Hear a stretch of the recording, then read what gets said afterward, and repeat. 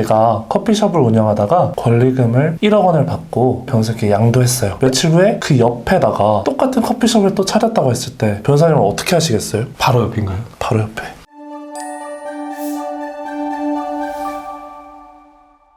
안녕하세요. 낭만러이어 송태근 변호사입니다. 낭만로이어 신현승 변호사입니다. 오늘은 건설부동산 전문이신 신현승 변호사님과 함께 경업금지 조항과 권리금 계약 그리고 이와 관련한 분쟁의 대처 방법에 대해서 말씀드리고자 합니다. 제가 커피숍을 운영하다가 권리금을 1억 원을 받고 변호사께 양도했어요. 그러면서 제 고객이나 거래처 정보를 모두 넘겼습니다. 며칠 후에 그 옆에다가 똑같은 커피숍을 또 차렸다고 했을 때 변호사님은 어떻게 하시겠어요? 바로 옆인가요? 바로 옆에. 당연히 화가 많이 나고 참기 어려울 것 같습니다. 최근에도 이와 같이 권리금 계약을 악용하는 행위와 관련해서 상당히 많이 늘어나고 있는데요. 가게를 양수하신 분들이 기존 가게 사장을 상대로 어떤 법적 조치를 취할 수 있는지, 그리고 어떻게 하면 이런 분쟁을 사전에 예방할 수 있는지 오늘 같이 함께 살펴보고자 합니다. 송 변호사님께서 담당하셨던 사건 중에 좀 더 구체적으로 말씀해 주실 수 있을까요? 서울 송파구에서 전 남자친구와 함께 커피숍을 운영하던 중 전 남자친구와 헤어지게 되면서 커피숍 가게를 인수하게 되었습니다. 권리금 계약을 체결하고 7천만 원을 권리금으로 주었는데 기존 사장인 전 남자친구가 커피숍에서 1km도 안 떨어진 곳에서 커피숍을 또 차린 사안이었습니다. 당시 의뢰인이 가장 걱정하셨던 부분은 권리금 계약에 경업금지 조항이 없었다는 점입니다. 경업금지 관련 판례는 실질적으로 해당 계약이 상법상 영업양도에 해당하는 경우에는 상법에 따라서 경업금지를 할 수 있다고 판시하고 있는데요. 해당 사건에서 의뢰인이 주신 권리금 계약의 내용이 상법상 영업양도에 해당한다라는 확신을 갖게 되었고 곧바로 경업금지 가처분 그리고 경업금지 본안소송을 제기하게 되었습니다. 법원에서는 상대방의 영업을 금지하고 제3자에게 임대나 양도 같은 처분을 하지 못하게 하는 판결을 내리게 되었습니다. 실질이 상법상의 영업 양도에 해당한다는 점은 입증하기가 쉽지 않았을 텐데요. 해당 사건에서 이를 인정받기 위해서 송 변호사님이 특별히 노력한 점이 있을까요? 판례는 어떠한 합의가 상법상 영업 양도에 해당하는지 여부를 판단할 때 영업 목적에 의하여 조직화된 유기적 일체로서의 기능적 재산이라는 다소 애매하고도 어려운 용어를 사용해서 판단하고 있는데요. 권리금의 대가로 가게 사장으로부터 가구나 집기, 비품 등 유형적인 재산을 받았을 뿐만 아니라 거래처나 영업상의 노하우 그리고 신용 등 무형적 재산까지 받는다면은 상법상 영업양도로 인정받기 쉽다는 판례의 태도를 말씀드리는 겁니다. 이를 좀 더 구체적으로 말씀드리면은 권리금에는 첫 번째 바닥 권리금 즉 목이라고 하죠. 두 번째는 시설 권리금, 비품이나 가구, 집기 등에 대한 유형적 재산을 말하는 것이 있습니다. 그리고 마지막 세 번째는 영업 권리금이라고 해서 거래처나 신용 그리고 영업사의 노하우 같은 무형적 재산을 의미하고 있는데요. 판례는 바닥 권리금,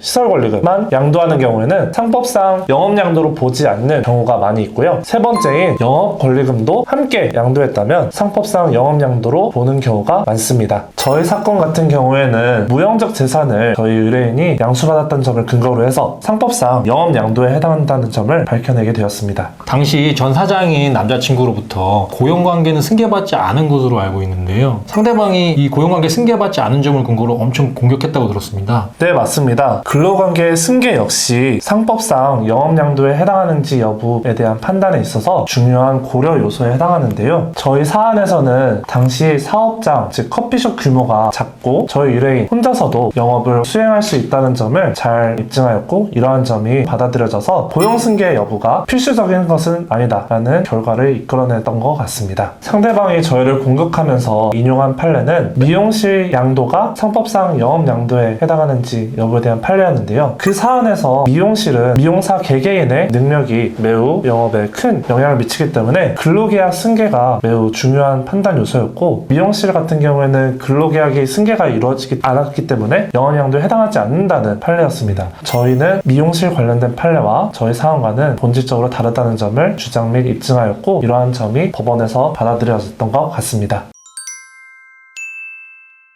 그리고 당시 사건에서 송 변호사님께서 상대방의 경업으로 인한 영업 손해에 대해서는 손해배상 청구를 안 하셨는데요. 그 이유가 무엇인지 궁금합니다. 그리고 정신적 손해배상, 위자료 청구만 하셨는데요. 그렇게 청구하신 이유가 무엇인가요? 상대방에게 경업으로 인한 영업 손실, 손해배상 책임을 묻기 위해서는 상대방의 경업으로 인해서 어떤 손해를 입었는지를 구체적으로 입증해야 되는 필요성이 존재합니다. 하지만 많은 사건에서 손해가 입증되지 않았다는 이유로 패소하는 경우를 많이 봤고 이러한 점을 봤을 때 저희 사안 사안에서는 영업 손실에 대한 손해배상을 청구하지 않는 것으로 결정하였습니다. 다만 저희 의뢰인은 상당한 정신적 고통을 호소하셨고 이러한 점이 법원에서 받아들여져서 일부 인용을 받을 수 있었습니다. 변호사님께서 해당 사건에서 경업금지 소송뿐만 아니라 경업금지 가처분 신청도 하셨는데요. 그 이유가 무엇인가요? 경업 관련 분쟁에서는 일반적으로 경업금지 본안 소송뿐만 아니라 경업금지 가처분을 많이 제기하는 경우가 있습니다. 경업금지 가처분의 경우는 만족적 가처분이라고 해서 본안 소송과 같은 효과를 갖고 오기 때문에 법원에서는 매우 엄격한 요건을 갖고 인용 여부를 결정하고 있습니다. 이번 사안 같은 경우에는 상법상 영업양도에 해당함이 명백했기 때문에 경업금지 가처분을 먼저 제기하고 본안 소송을 함께 제기했던 것입니다. 근데 돌이켜보면 권리금 계약 당시에 경업금지 약정 조항만 넣었어도 훨씬 쉽게 이런 문제를 해결할 수 있었던 것으로 생각이 드는데요. 네, 많은 분들이 말씀 주신 것처럼 권리금 계약을 별거 아니라고 생각하고 법적인 도움, 변호사의 조력 없이 양도인 양수인 둘이서만 체결하는 경우가 많습니다. 하지만 권리금 계약에서 경업금지 의무에 대해서 명시적으로 적어놓지 않는다면 이번 사안처럼 법적 분쟁으로까지 이어지는 경우가 매우 많습니다. 그래서 제가 드리고 싶은 조언은 권리금 계약을 작성하실 예정이거나 가계를 양도 또는 양수하실 경우에는 꼭 전문가의 도움을 받아서 권리금 계약에 경업금지 약정을 삽입하시길 바랍니다. 가계를 양수하시는 분들 입장에서는 이러한 조항을 넣는 것을 통해 분쟁을 미리 예방할 수 있습니다. 또한 상법에서는 권리금 계약이 영업양도에 해당하는 경우에는 동종시, 특별시나 근처에서 10년간 같은 영업을 하지 못하도록 의무를 부과하고 있는데요. 하지만 이것은 임의 규정이기 때문에 당사자 간 약정으로 얼마든지 그 기관과 장소적 범위를 축소할 수 있습니다. 그렇기 때문에 권리금 계약을 체결하실 때 변호사의 조력을 받고 지역과 기간의 범위를 명확하게 하시는 것이 차후 발생할 분쟁을 예방하는 데 도움이 되실 겁니다. 오늘 송 변호사님께서 경업금지에 관한 중요한 내용을 알려주셨는데요. 저도 다시 한번 정리할 수 있는 기회가 되었던 것 같습니다. 오늘 말씀드린 영업양도 그리고 권리금 계약 이에 대한 경업금지 조항뿐만 아니라 가맹점 계약과 경업금지 조항 그리고 회사와 근로자 간 근로계약에 있어서의 경업금지 약정 역시 많은 법적 분쟁이 존재하는데요. 사례 위주로 또 찾아뵙도록 하겠습니다.